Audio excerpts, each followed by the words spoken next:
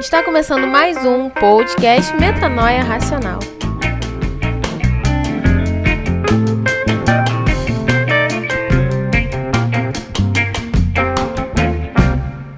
Nesse mês de setembro, está se encerrando já, a gente está nas portas de fechamento do mês, mas a gente não poderia deixar de falar do Setembro Amarelo mais uma vez aqui no nosso podcast. E a gente quis trazer uma pessoa especialista no assunto, uma psicóloga, uma profissional, que vai ter muito mais conhecimento, mais embasamento para falar sobre o assunto, e eu queria apresentar ela, Regina Vidal. Então, tá com a palavra, pode falar um pouco sobre você. Olá, sou Regina Vidal, formada há 3 anos como psicóloga na área da terapia cognitiva comportamental. É uma das áreas onde a gente mais trata as pessoas que tentam suicídio. Eu sou cristã, tenho 57 anos, sou casada, sou mãe de 3 filhos e estou trabalhando a partir desse ano com consultório, em atendimento, fazendo terapias, e é necessário a gente ter um conhecimento. Até que Paulo, ele fala o seguinte: conheça-te a ti mesmo. Então, quando a gente não tem o conhecimento da gente mesmo, a gente tem uma dificuldade de todas as coisas pela qual a gente vivencia. E esses assuntos hoje pela qual nós vamos falar é extremamente relevante para esse tempo, ok? E aí, até já começar a primeira pergunta qual a importância da gente falar sobre esse assunto? Setembro Amarelo é uma campanha mundial, mas dentro da igreja, qual seria a importância da gente falar sobre esse assunto, como num podcast mesmo? Qual a importância da gente falar sobre suicídio? É extremamente importante falarmos hoje no meio cristão, porque o cristão, quando ele tem um diagnóstico de depressão ou de ansiedade, ele considera muitas vezes que é o inimigo, que é o diabo, que aquilo que ele está sentindo é espiritual, mas nem sempre. Até porque o diabo ele pode se aproveitar da fragilidade daquele momento em que a pessoa está vivenciando.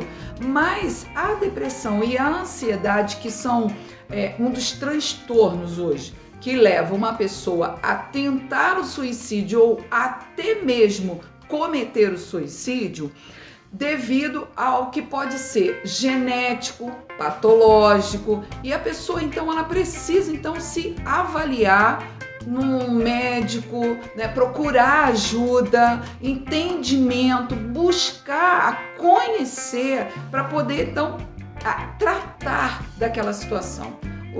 Os cristãos, nós somos tricotômicos, nós somos espírito, alma e corpo. Quem cuida do espírito, do espiritual, é o pastor, é o conselheiro. Quem cuida da alma é o terapeuta, o psicólogo, o psicanalista. E quem cuida do corpo é a medicina, são os médicos, e nessa área específica são os psiquiatras. Porque às vezes você vai procurar uma ajuda, e você vai procurar uma ajuda aonde? Você procura no clínico geral, no ginecologista, no ortopedista, e não. A especialização e o médico específico para o tratamento é o psiquiatra. E a igreja hoje ela precisa trazer esse esclarecimento. Oséias fala para nós que meu povo erra por falta de conhecimento, e a nossa vida é uma interrogação, e nós vivenciamos dificuldade. Por quê? Porque às vezes a igreja não nos esclarece. Fica dentro da palavra o tempo inteiro, quando nós precisamos lançar mão daquilo que o Senhor tem trazido para nós, porque Ele dá espírito de sabedoria, de discernimento, Ele dá espírito de revelação, como está lá em Efésios, mas nós precisamos buscar o conhecimento. Então nós precisamos buscar, quer ser sábio? Provérbios fala isso, Salomão fala isso. Quer ser sábio? Ande com os sábios. O livro da sabedoria é Provérbios. Então você precisa buscar a sabedoria, sentar com aquele que conhece, buscar o conhecimento. Então vai facilitar a sua vida, e não pensar que o tempo todo é o diabo Nem sempre é o diabo. Se você traz isso geneticamente, se você traz isso por algum motivo patológico, né? Uma disfunção hormonal e tantas outras coisas no corpo que acontecem, que podem então desencadear a ansiedade. Da ansiedade você pode desencadear a depressão, você pode ter os dois, e nesse sentido você então sente tanta dor na alma, o sentimento é tão forte que você não dá conta, então você acha que o final para isso tudo é a morte.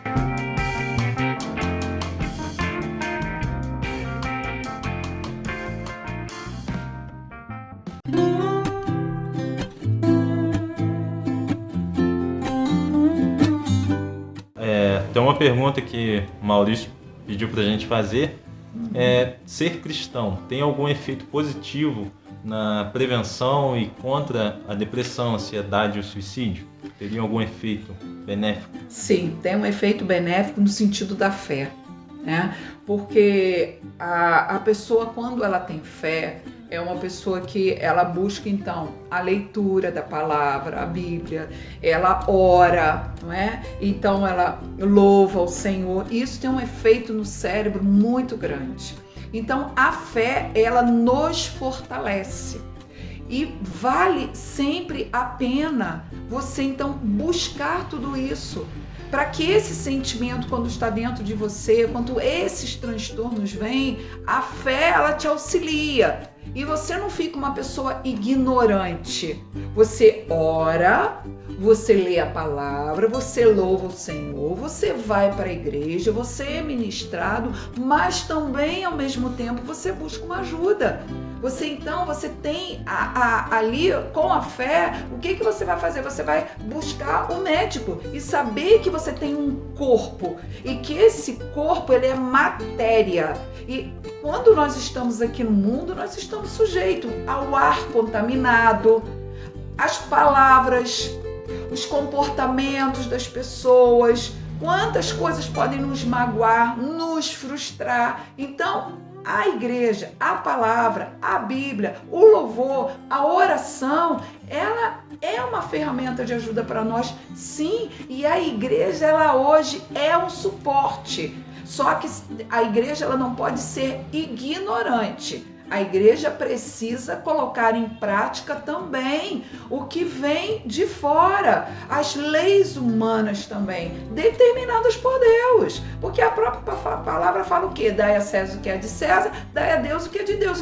O que o Senhor Jesus estava falando ali naquele momento, né? Que nós temos que servir ao Senhor, fazer a vontade do Senhor, andar de acordo com a palavra. No entanto, que a palavra fala, né? Quantos ali deprimidos nós encontramos na Bíblia quando nós lemos, mas também existe a palavra: lança sobre ele toda a vossa ansiedade, porque eu tenho cuidado de vós. E isso é o quê? Só a fé que faz isso. Só a fé, mas eu não posso ser ignorante. Eu preciso também saber o quanto que eu preciso cuidar do meu corpo, que é templo do Espírito Santo. Então, assim, a ignorância tem dificultado muito, mas com certeza, quando eu e você temos a fé, quando nós cremos na palavra, quando nós cremos em Deus, quando nós sabemos que Jesus, ele vai para uma cruz e morre por nós, e que nós não podemos dar cabo da nossa vida sem que seja sem a vontade do Senhor, porque Ele é que nos leva, Ele que sabe o tempo. Quando você lê Salmo 139, ele fala que tem os nossos dias contados, ele tem a nossa história contada. É diferente, não é? Então, ele sabe qual é o dia que nós vamos morrer. Agora, nós não temos esse direito de dar cabo da nossa vida. Ele não nos deu essa autorização. Então, a gente tem essa dificuldade. Mas a gente pode ter o sentimento, Regina? Sim. A gente pode ter o sentimento, sim. A própria Bíblia esclarece muito bem isso. Quantos desejaram morrer? Quantos desejaram não ter nascido? Então, a gente pode ter, sim. Isso não é pecado, ter esse sentimento. O pecado é você ir lá e, então, tentar se matar ou se matar. Se torna um pecado, porque eu não tenho esse direito. Até porque eu posso buscar ajuda. Tem cura a depressão, tem cura a ansiedade, tem cura, sim, os transtornos mentais. para que a gente não seja levada a considerar que a última porta, o último caminho, né? O ponto final é a morte, para aquela dor que eu estou sentindo, para aquele sentimento ruim que eu estou sentindo.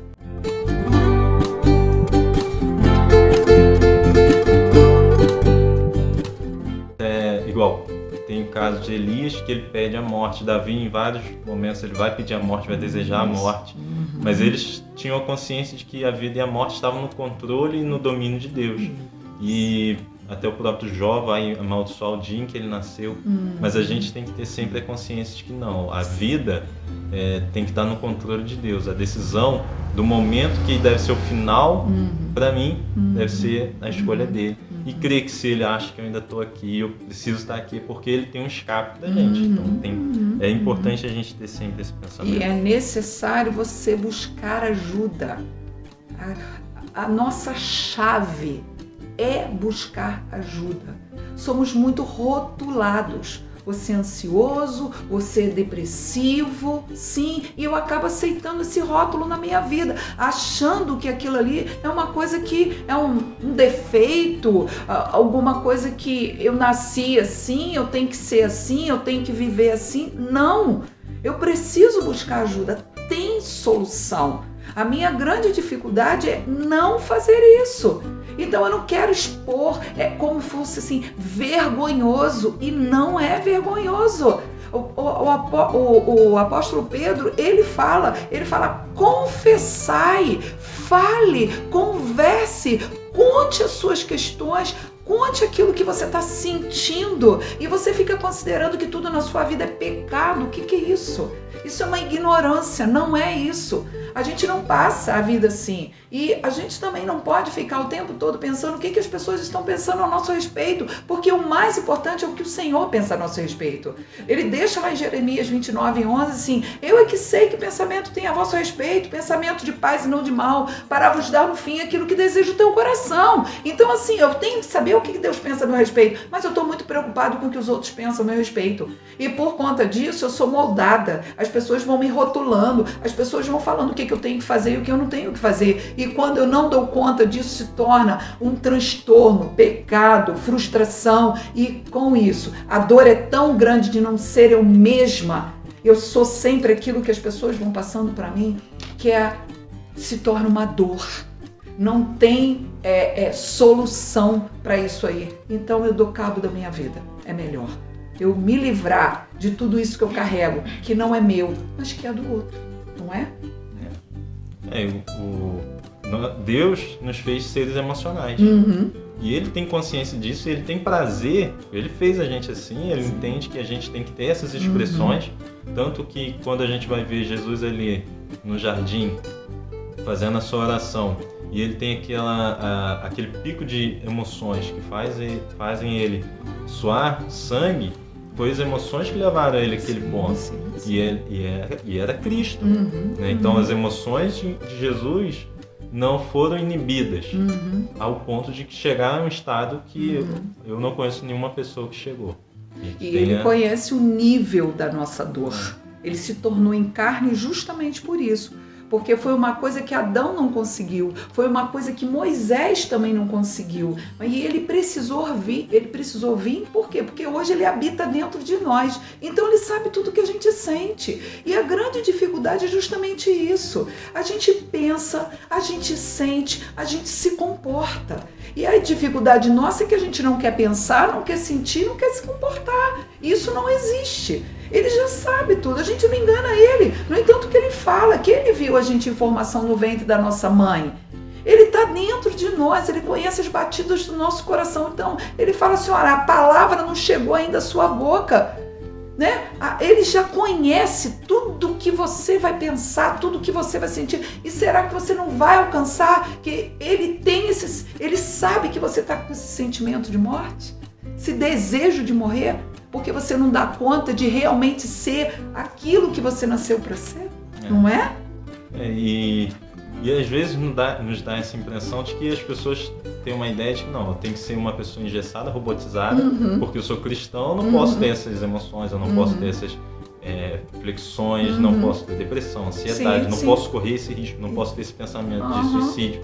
Sendo que quando a gente olha para dentro da Bíblia, a gente vai ver vários casos de pessoas assim, a gente vai ver a própria vida de Jesus, como a gente acabou de falar. Teve manifestação de emoções, Jesus teve momentos em que ele mostrou a humanidade como Cristo, como o Pai nos fez.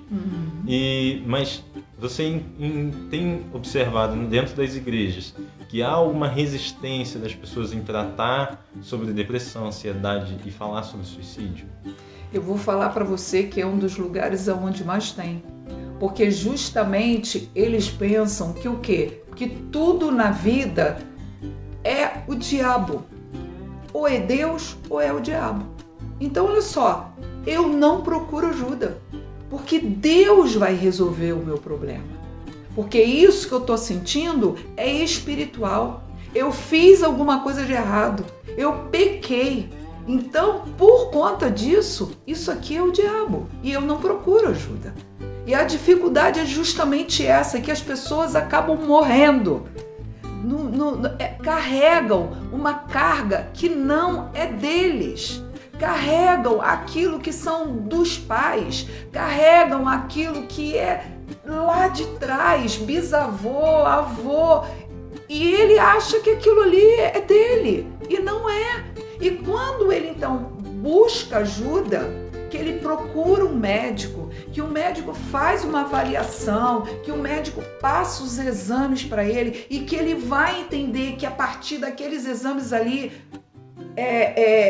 do sangue, tireoide, taxas hormonais, vai fazer uma avaliação, né, patológica nele, aí ele vai ver que aquilo ali não é espiritual. Aquilo ali é do corpo dele, reagindo de alguma forma disfuncional, por alguma coisa que ele vivenciou talvez lá na infância, e ele pensa que isso não reverbera na vida dele em fase adolescente, jovem, adulta e até a terceira idade.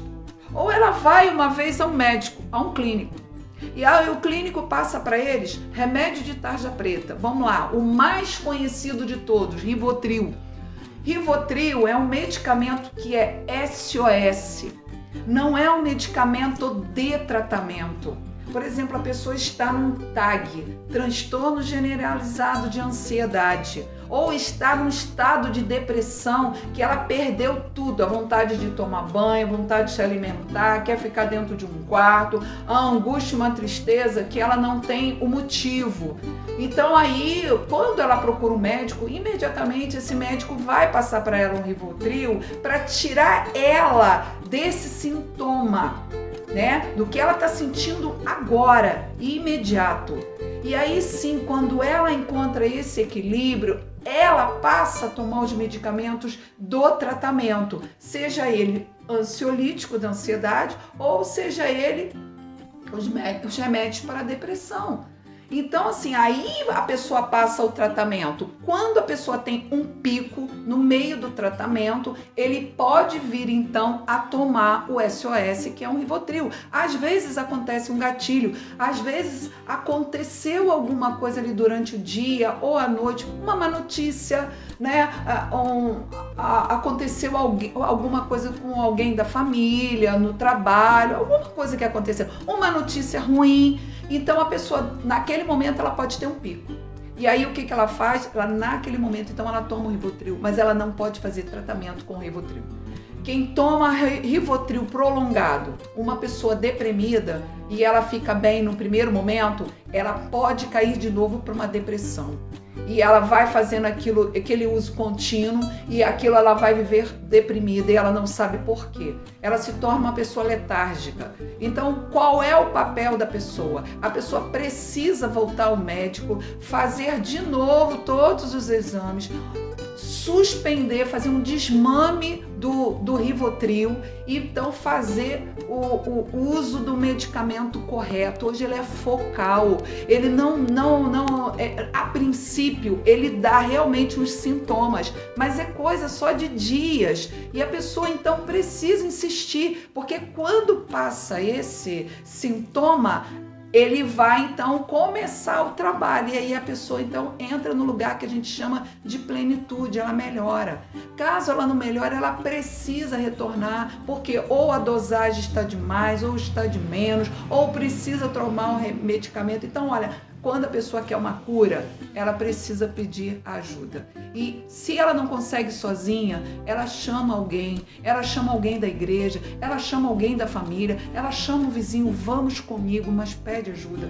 Não fique assim, você não precisa ficar assim. Tudo tem solução, a pessoa precisa se tratar. E aí, se ela pode procurar uma ajuda de um terapeuta, procure a ajuda de um terapeuta. Não é expor a vida. O terapeuta é uma pessoa que nunca vai falar nada da vida dela para ninguém. É o lugar onde a pessoa pode falar tudo aquilo que ela quiser. Aqui no meu consultório eu escuto histórias que as pessoas nem podem fazer ideia. De tudo que eu escuto, porque ali naquele momento a pessoa consegue fazer a catarse, colocar para fora tudo que está dentro dela, que ela precisa colocar para alguém, mas ela não quer expor a vida dela. Por quê? Porque ela acha que com quem ela vai falar com outras pessoas, vai contar da vida dela. E não é assim numa terapia. Então, se a pessoa puder buscar uma terapia, não ficar também achando que, para que eu vou lá contar a minha vida para uma pessoa que eu nem conheço, expor a minha vida para quem eu não conheço. Com todo respeito, eu vou falar aqui para vocês, você que está escutando isso, mas muitos hoje estão dentro de casa, vivendo angústias dentro dos seus casamentos, nos seus relacionamentos com os pais, com os filhos, no trabalho, porque tem coisas que quer falar, mas não consegue falar. E tem que ter também uma forma de se chegar, perguntar, avaliar a situação da pessoa, e um profissional vai fazer essa avaliação, sabe? Então, às vezes, num relacionamento, vamos lá, a gente tem que ser aberto para falar. Às vezes, um casal não está bem na cama e aquilo não se fala e vão se maltratando. Quantos homens hoje destratam a mulher, quantas mulheres destratando os homens, quantos pais destratando os filhos por conta de não dar conta dos seus traumas, das suas vivências, daquilo que carrega, que considera que seja pecado, quando não é, por uma falta de conhecimento, por uma falta de entendimento. Então busca ajuda. Seja com um pastor, seja com um conselheiro, seja com um terapeuta, seja com um médico, mas busque ajuda. Não fique com os seus traumas, não fique depressivo, não fique ansioso, não fique frustrado. Você nasceu com uma identidade, você nasceu para ser alguém. Existe um sentido da vida, e quem quer tirar a vida é porque não encontrou o verdadeiro sentido da vida. Mas se a pessoa vem para uma terapia, a pessoa encontra o verdadeiro sentido da vida.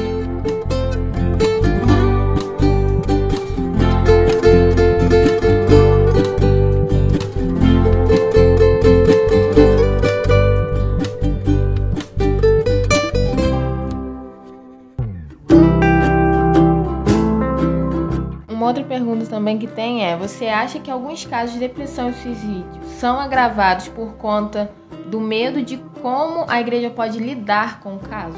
Com certeza. Por quê? Porque a primeira coisa é que quando a pessoa vai chegar para um pastor, vai chegar para um líder, vai chegar para alguém da igreja, uma pessoa mais velha, ou até uma pessoa mais... vai dizer, não, peraí, você está com capeta. Isso aí é capeta, isso aí você pecou. O que você fez? Você traiu sua mulher, você traiu seu esposo, você roubou, você desejou mal para alguém, você teve um mau pensamento, porque os pensamentos também, é pecado, a gente não pode pensar. E aí você fica aí com essa coisa guardada dentro de você, vivenciando muito mal dentro da igreja, não sendo verdadeiramente a pessoa que você precisa viver. Então é necessário, mais uma vez, vamos buscar ajuda. É necessário você falar, é necessário você buscar compreensão. a vida do ser humano, quando ela é uma interrogação, ela fica: por que eu penso? Por que eu sinto? Por que me comporto assim? Por que estou me sentindo desse jeito?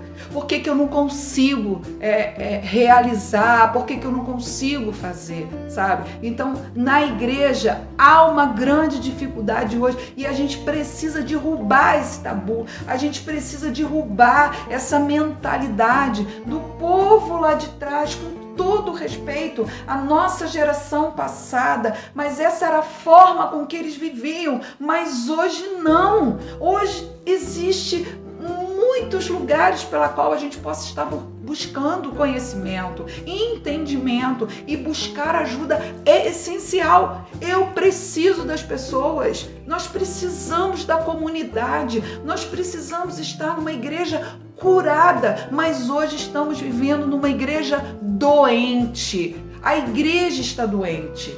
80% dos cânceres, na maioria das vezes, são emocionais, psicossomáticos. Dores nos ossos, fibromialgia, doenças, alergia respiratória, diabetes, pressão, problemas de rins, problemas de estômago, problemas cardíacos, muitas das vezes são psicossomáticos, começam no emocional, no psicológico, e é necessário você buscar uma ajuda. Você precisa ser uma pessoa saudável. Então é necessário isso, e nós estamos aqui como profissionais para te ajudar.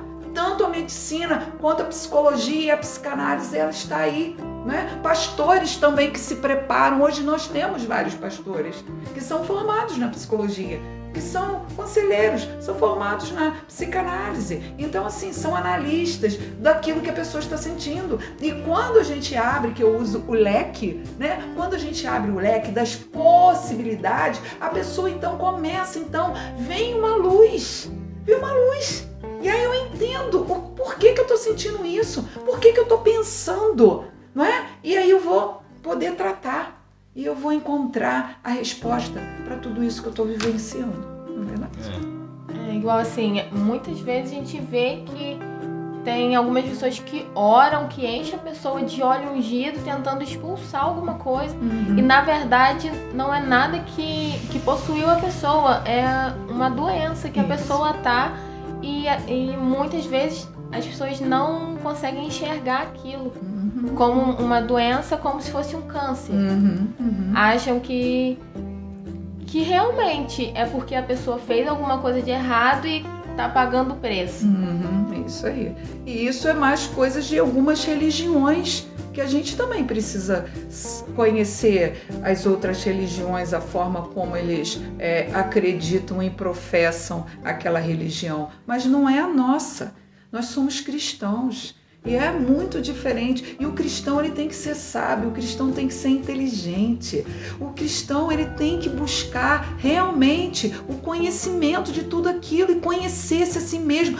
Quantos de nós não nos conhecemos? Não conhecemos a nossa história genética. Não é porque você, né? Cada um de nós somos formados por a família do pai e a família da mãe. E nós carregamos geneticamente aquilo que foi do nosso avô, do nosso bisavô, do nosso tataravô.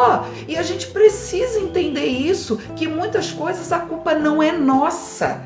A gente já traz isso de infância, aquilo que foi ensinado para nós, né? Nós nascemos como uma folha em branco. As pessoas é que vão nos ensinando a partir dos nossos pais, a partir da nossa família, a partir da escola, da sociedade, da igreja. Então as pessoas, elas vão trazendo para nós conhecimento, mas muitas coisas são mensagens distorcidas, erradas, porque assim como eles aprenderam, eles vão passando para nós. Então olha só, você está depressivo, você está ansioso, né? A pessoa está triste. Qualquer coisa, olhou, tá triste, ponto, tá depressivo, já rotulou a pessoa. Não, a pessoa precisa entender o que é o sintoma da depressão, qual é o sintoma da ansiedade, da onde parte isso, de onde veio. Tem um princípio. partiu de alguma coisa. E é isso que a gente precisa buscar. Não é só simplesmente ouvir falar assim, olha, você é muito ansioso nisso que você faz. Tudo bem, a ansiedade é uma coisa boa, não é uma coisa ruim, não é? A depressão, às vezes, é uma angústia, uma tristeza, porque a gente tem que manifestar uma perda, não é? Alguma coisa que a gente está querendo alcançar e a gente não consegue. Então a gente tem que ter empatia pelos outros, não é só por nós. Então a gente rotula muita coisa e é necessário. Não é só chegar, orou, beleza, show.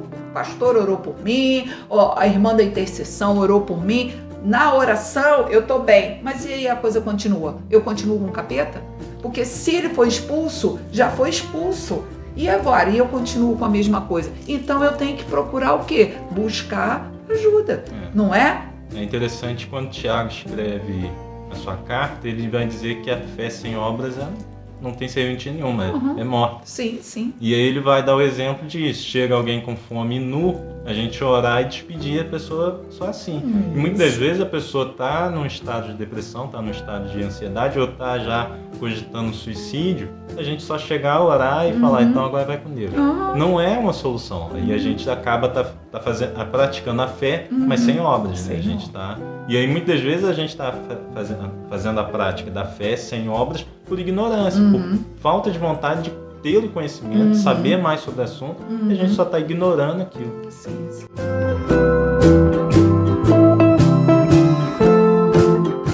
Agora, a gente tem visto isso nos últimos anos, os casos de pastores, de líderes de igrejas que vêm a cometer um suicídio. E não sei se por facilidade da comunicação, da informação, esses casos ficaram mais notórios ou porque realmente agora a gente acabou entrando num pico, num momento em que o número vem crescendo.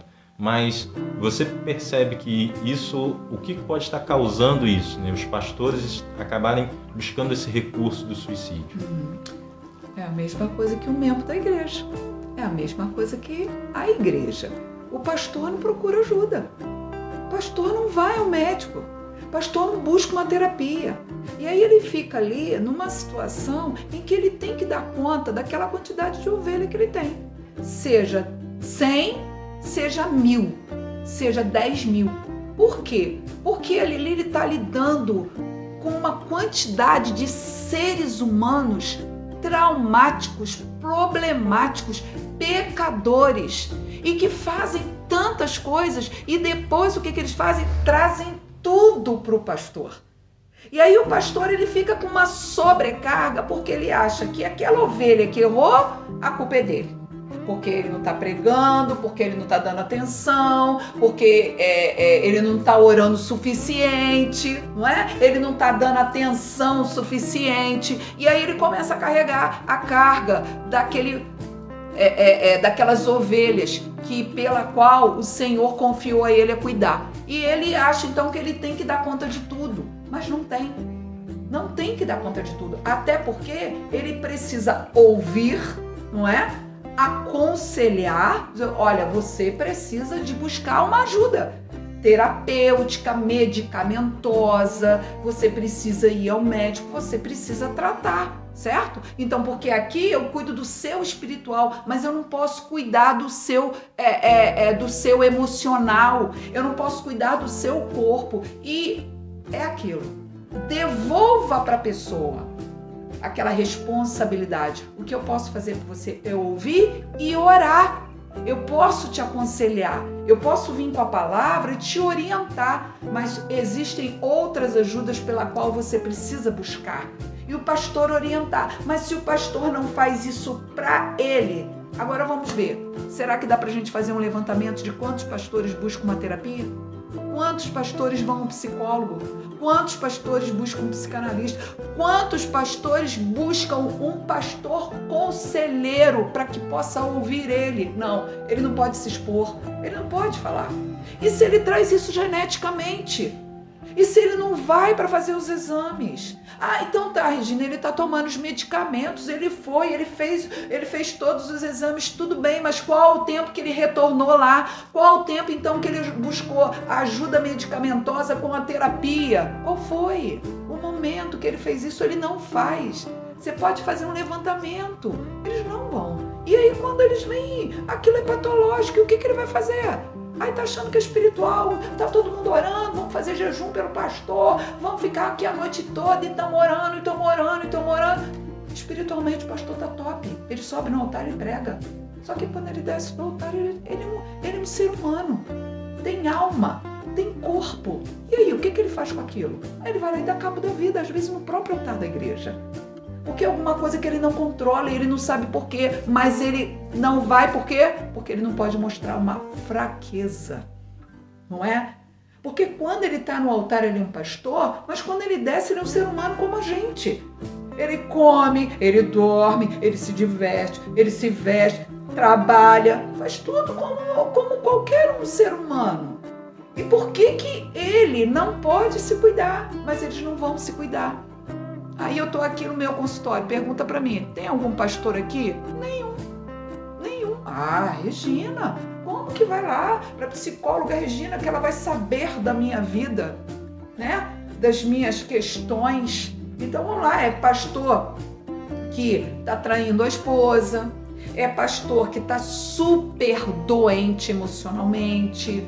Desculpa, gente, eu vou até falar que eu sou muito aberta para isso. Mas tem pastores aí que estão até bebendo, sabe? Tem pastor se drogando.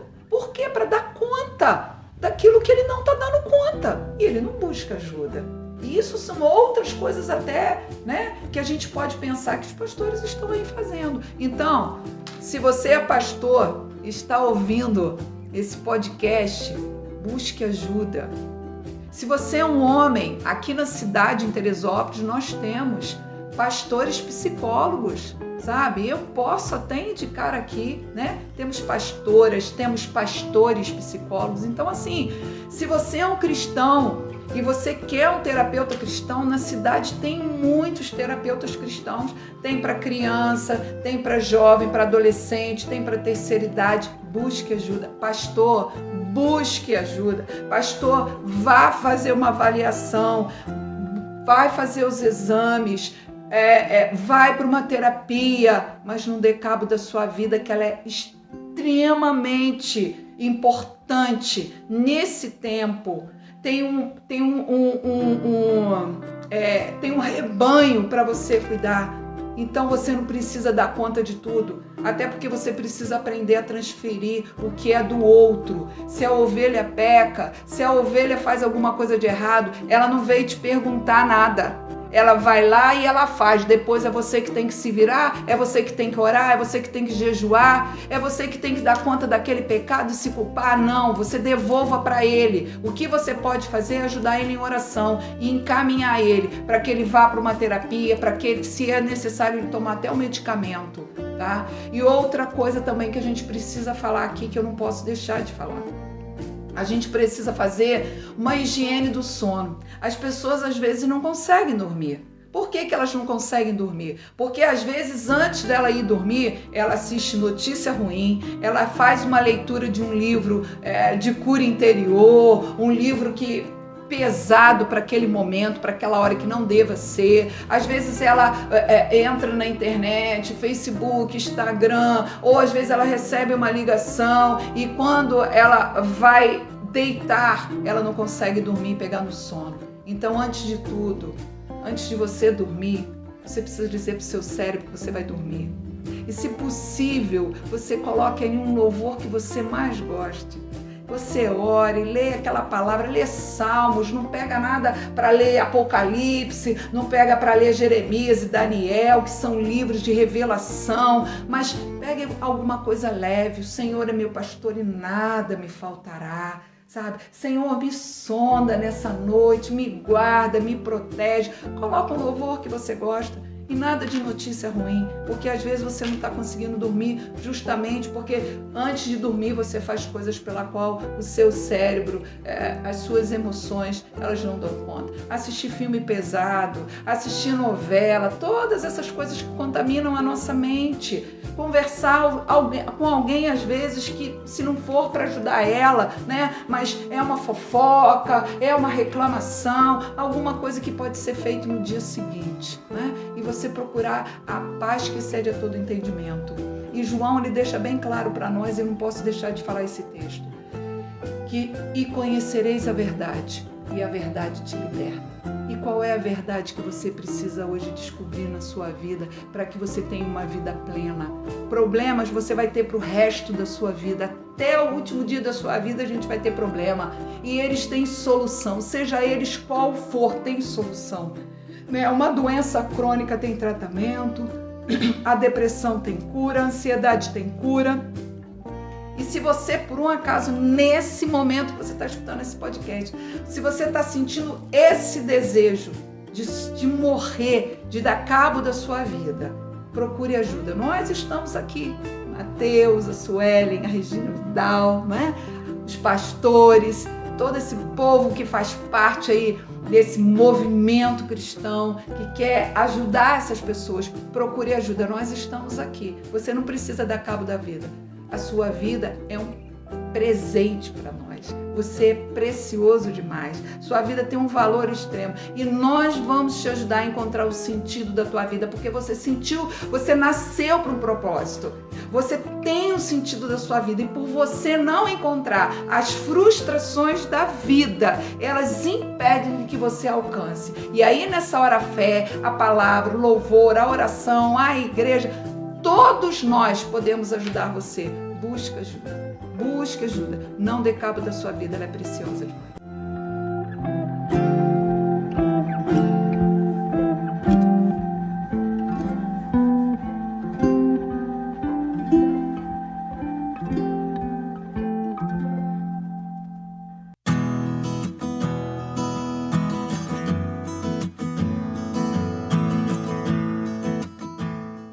É interessante que a Bíblia, em vários momentos, ela vai dizer, principalmente no Novo Testamento, uns pelos outros, uns com os outros, uns aos outros.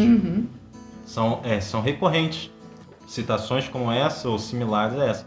Então, principalmente no Novo Testamento, quanto à igreja, é uma noção de comunidade, de união, pessoas auxiliando uns aos outros. Paulo ainda vai dizer que nós somos um corpo, diferentes em suas partes, cada um com suas particularidades, mas que em conjunto tem um propósito e elas trabalham uns com os outros. E como que nós, como igreja e como cristão, podemos auxiliar as pessoas que estão em estado de depressão, com estado de ansiedade, pessoas que já estão cogitando suicídio, já tentaram suicídio. Como que a gente pode, nesse momento, começar a ajudar essas pessoas? A primeira coisa que você precisa fazer é acolher. Acolher a pessoa. Não julgar, não criticar. Levanta daí! Você não precisa ficar desse jeito. Olha para a sua vida. Olha o esposo, a esposa, olha a família linda, o trabalho que você tem, olha tudo que você tem. Você não está dando valor para isso. Não fale isso. Você não tem motivo para estar assim. Você não tem motivo para estar assim. Não. Porque é alguma coisa que a pessoa não dá conta. Isso não entra nos pensamentos dela. Não ajuda em nada.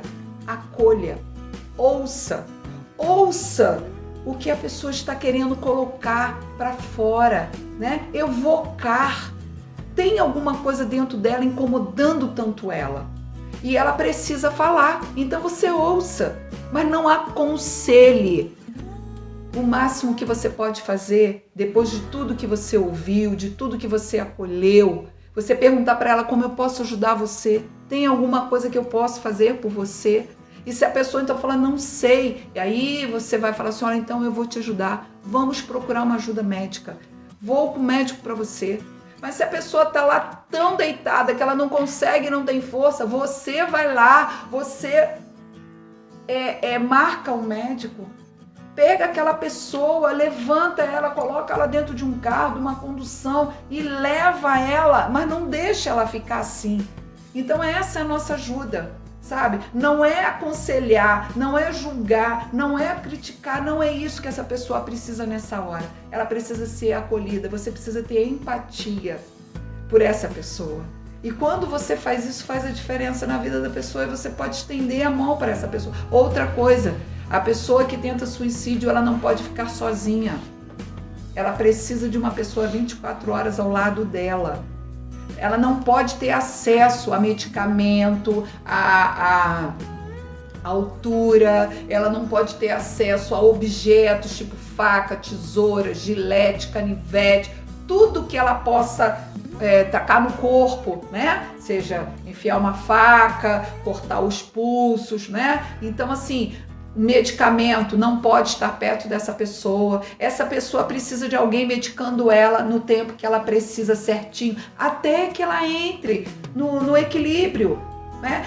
Conduzir essa pessoa para uma terapia, porque ela precisa. Quem tenta suicídio, olha, ela precisa tanto do medicamento quanto da terapia. Não dá para a pessoa caminhar sozinha. Não tem como. Regina, eu não tenho condição. Olha, nós temos igreja que dá atendimento, que tem psicólogo com atendimento para a população, né? Próprios psicólogos mesmo, se não tem condição, chega, conversa, pede. Não vai ter um psicólogo que não vai negar um atendimento para aquela pessoa. Então ela assim, busca ajuda mesmo para essa pessoa, sabe? Auxilia ela, orienta ela naquilo que ela não sabe, ela não está entendendo isso que ela está vivenciando e diz para ela, tem solução, tem saída. Ela vai falar para você, mas eu não vejo. Eu falei, mas eu vejo por você.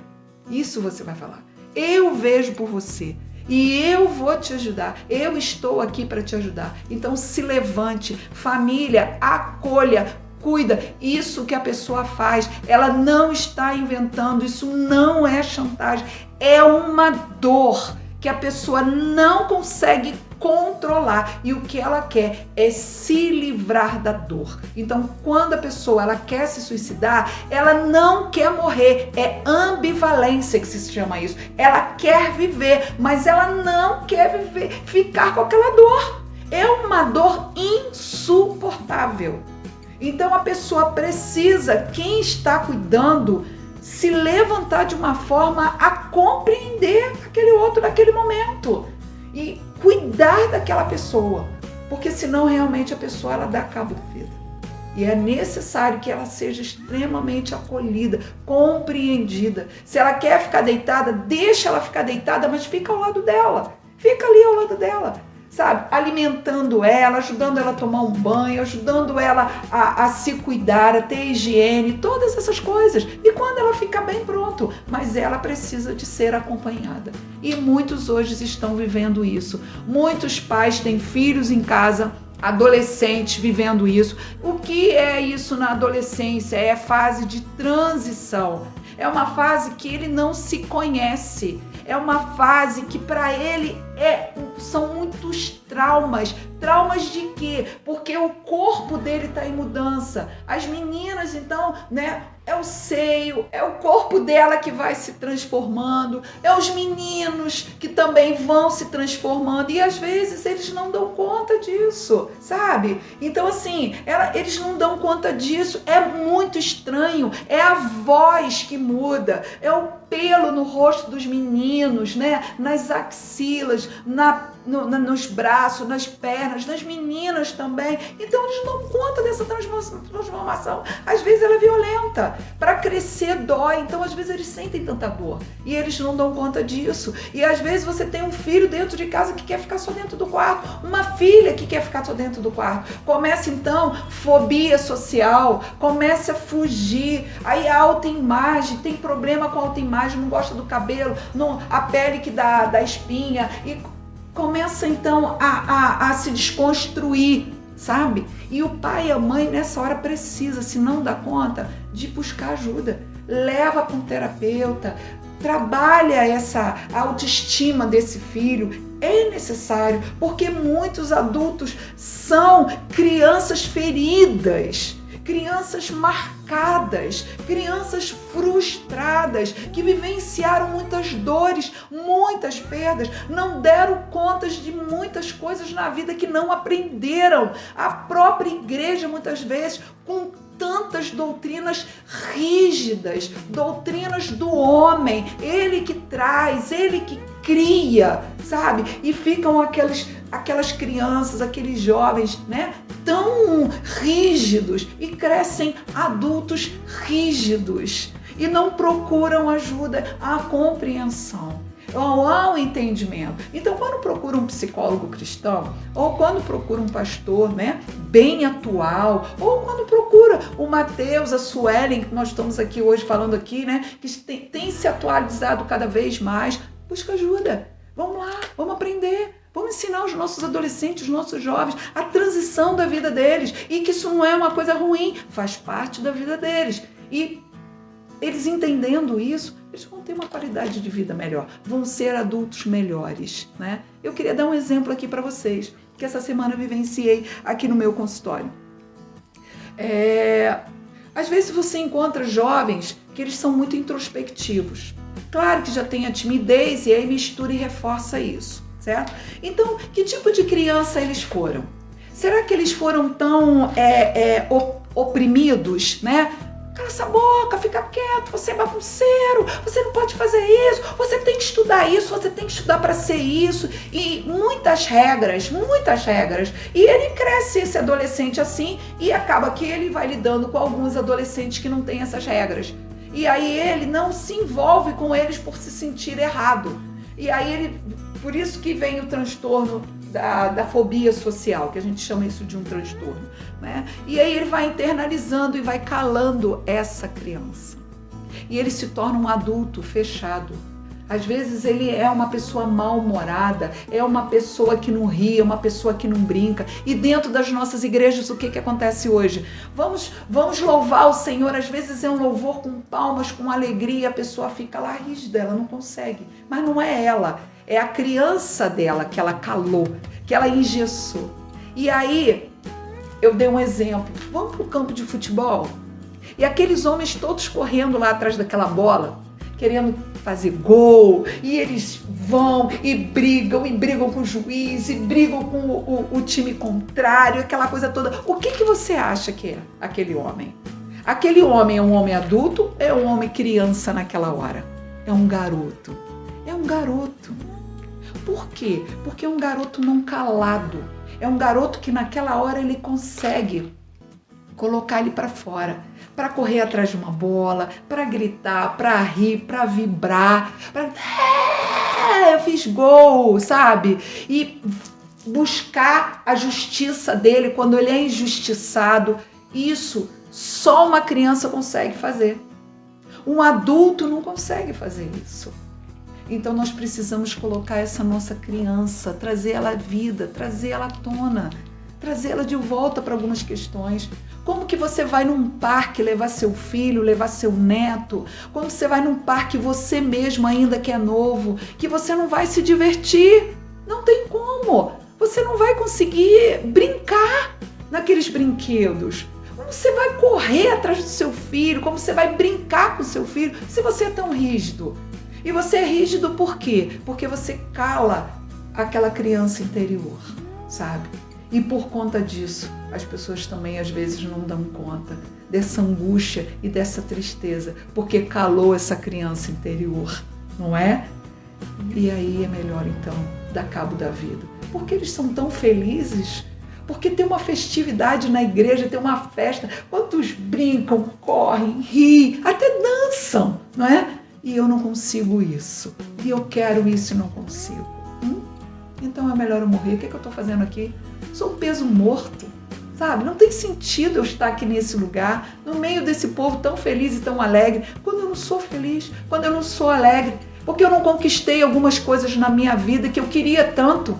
E não significa, quero dizer para você, a idade que você tiver, você ainda pode, você ainda é capaz, você ainda consegue. Busque ajuda.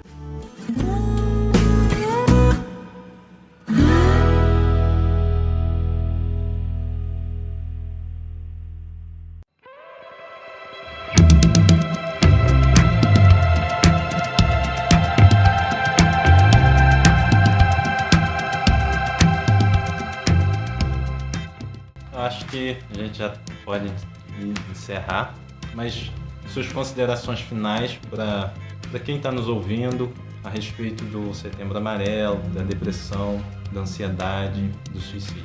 Quais são as suas considerações finais para eles?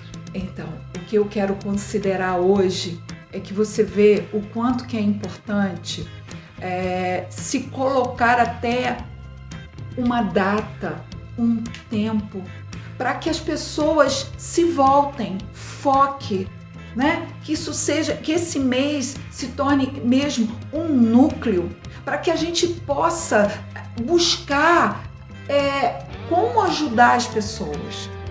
E o próprio que está tentando se suicidar, buscar ajuda. Porque a gama de informação é muito grande. Quando você abre a internet, quando você liga a televisão, quando você vem para a igreja, quando você está numa faculdade, quando você caminha, né, em meio à sociedade, o assunto hoje é tão vasto, justamente para quê? Para que você se desperte, ou para buscar ajuda, ou para ajudar o outro. Então é necessário. Então, se você está se sentindo triste, se você está ansioso demais, se você não vê nenhum futuro para as coisas que você quer na sua vida, para aquilo que você tem buscado, para as suas realizações, o que você quer do futuro? O que você tem projetado? O que você tem planejado? Olha, é muito difícil para mim. Eu não vou ver meus filhos crescerem, eu não vou aproveitar isso aqui, eu não vou conseguir pagar a faculdade do meu filho, eu não vou conseguir esse trabalho, eu não vou conseguir essa realização, então eu não tenho perspectiva de futuro. Eu não tenho. Se você está se sentindo dessa forma, então está na hora de você buscar uma ajuda. Isso é ansiedade. Excesso de futuro, ansiedade. Excesso de passado. Depressão, excesso de passado. Meu passado não deixa que eu viva no meu presente para que eu possa chegar no futuro. Isso é muito importante para nós. Então, mais uma vez, como já foi falado aqui, busque ajuda. Vá se tratar. Se você está triste, se você está angustiado e se não tem motivo. Porque a gente tem um motivo quando a gente perde alguém da família, um ente querido, quando a gente está vivenciando um divórcio, ou quando, infelizmente, né, a gente foi ali, viveu um ataque físico, né, que seja, infelizmente, né, quando a gente é molestado, né, quando a gente sofre um estupro, quando a gente não alcança alguma coisa que a gente queira alcançar, frustração, então a gente deprime. Aí tem um motivo, vamos tratar do motivo, certo? Mas e quando a pessoa não tem um motivo? É patológico, é o nosso corpo então que ele se descontrolou. Há uma descompensação aí e que eu preciso buscar ajuda. Eu preciso entender o que está acontecendo comigo. Não tem motivo nenhum. Por que você está triste? Não sei. Aconteceu alguma coisa? Não aconteceu nada. Foi de repente. Então, é patológico. Precisa buscar ajuda. Pode ser espiritual? Sim. Somos tricotômicos, espírito, alma e corpo. Pode ser. Então, se você precisa de uma oração, se você sente naquela hora que você precisa de uma oração, liga para o pastor, liga para alguém da intercessão, procura alguém, ou dentro de casa, esposa, né, um filho, pede ajuda, mãe, pai, ore por mim. Aí você já buscou ajuda espiritual. E se continua, vamos buscar a terapia. E se continua, vamos procurar um medicamento. Então você não é obrigado a tomar medicamento. Se você vier na terapia, pode te ajudar. Porque quando você sai das suas interrogações, quando você compreende o que você sente, o que é isso, de onde partiu, o que é, feito por uma anamnese que a gente faz, né, uma avaliação de todos os sintomas que a pessoa tem, e a gente poder abrir o leque para ela das possibilidades do que pode ter acontecido, e ela entender isso, esclarecer, ela precisa ser esclarecida, fica muito mais fácil. E aí sim, você não vai ter mais vontade de morrer, porque você vai ver que é a solução para tudo isso. E nos procure. Regina Vidal está aqui como psicóloga, uma psicóloga cristã, com conhecimento da palavra de Deus, alguém que ministra a palavra, alguém que palestra, alguém que busca conhecimento para poder sempre, sempre, sempre ajudar o outro. Esse é aqui o meu desejo, esse aqui é o meu propósito de vida, esse aqui é o meu sentido de vida. Eu tenho certeza que você sai dessa situação. E se você precisar de ajuda, eu estou aqui para te ajudar. Quem quer te procurar, como te encontrar, os contatos, suas redes sociais. Então, no meu Instagram tem lá a doutora Regina Vidal, no meu Facebook Regina Vidal, meu consultório fica aqui no bairro de São Pedro, na rua Filiotepe 194, quem vem do centro da cidade fica antes da igreja São Pedro, antes do celeiro, é muito fácil, né? E nas minhas redes sociais tem todos os meus contatos, eu falo quando a pessoa me chama, eu consigo responder bem para a pessoa aquilo que ela precisa, né? E se você também precisar, o Matheus e a Sueli me conhecem muito bem, pode pedir também o meu contato para eles que eu vou atender todos aqueles pela qual forem indicados. Eu estou aqui para ajudar vocês. Se você gostou desse podcast, compartilha, divulga e estamos aqui para ajudar vocês. E se você pode ajudar alguém, ajude também. Então, a gente vai encerrando por hoje. Até a próxima semana. Forte abraço, fica na graça e na paz de nosso Senhor e Salvador Jesus Cristo.